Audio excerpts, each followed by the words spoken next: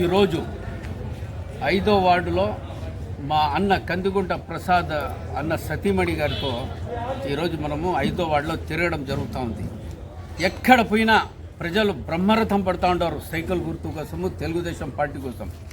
మనం అడగక ముందే తెలుగుదేశం పార్టీకి సైకిల్కి ఓటేస్తామని చెప్పే పరిస్థితి ఈరోజు ఉంది. ఈ పరిస్థితిని చూసి మనకు చాలా సంతోషం అవుతా ఉంది. ఎందుకంటే ఈ కదిరిలో ఏదైనా సమస్య గురించి ఒక అవగాహన ఉన్నటువంటి నాయకుడు ఎవరన్నా ఉండారంటే అది కందిగుంట వెంకటప్రసాద్ అన్న గారు. వారి గురించి ప్రజలు చాలా వెరీ క్లియర్గా ఉండారు.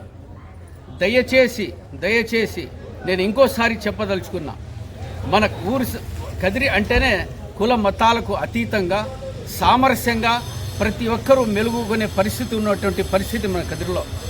ఇలాంటి పరిస్థితుల్లో మతాల గురించి కులాల గురించి ప్రస్తావన తెచ్చి దయచేసి ఓట్లు అడగద్దండి. మీరు ఒకవేళ మీకు ఏదైనా అవగాహన ఉంటే కదిరి సమస్యల గురించి ఆ సమస్యల గురించి మాట్లాడి ఓట్లు అడగండి. ప్రజలు కూడా మీకు గౌరవిస్తారు. ఈ ప్రకారంగా మీరు మతాల గురించి కులాల గురించి రెచ్చగొట్టి ఓట్లు అడగాలనుకుంటే ప్రజలు మీకు తగిన సమయంలో బుద్ధి చెప్తారు.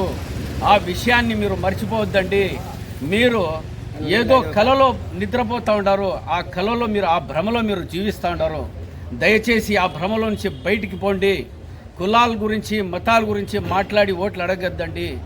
25 ఏళ్ల నుంచి ఏ ఒక్కరోజు కూడా మచ్చలేనటువంటి నాయకుడు ఎవరన్నా ఉండారంటే అది కందిగుంట వెంకటప్రసాద్ అన్న గారు.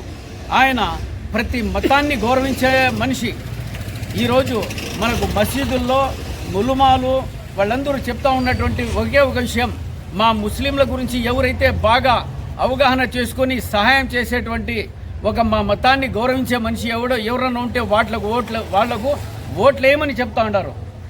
దాని అర్థం కనుక్కోండి సోదరులారా. దాని అర్థం కందిగుంట వెంకటప్రసాద్కు వేయమని ఆ అర్థం. దయచేసి ఇంకోసారి మీకు సలాములు చేసి అడుగుతున్నాను, ఇట్లాంటి వ్యక్తిని పోగొట్టుకోవద్దండి. ఇది 5వసారి అయినా ఆయన కదిరి ఇస్పెట్టిసి పోలే. వేరే ఊర్ల నుంచి ఆయనకు పిలుపు వస్తుంది ఈడికి రమ్మని నిలబడమని.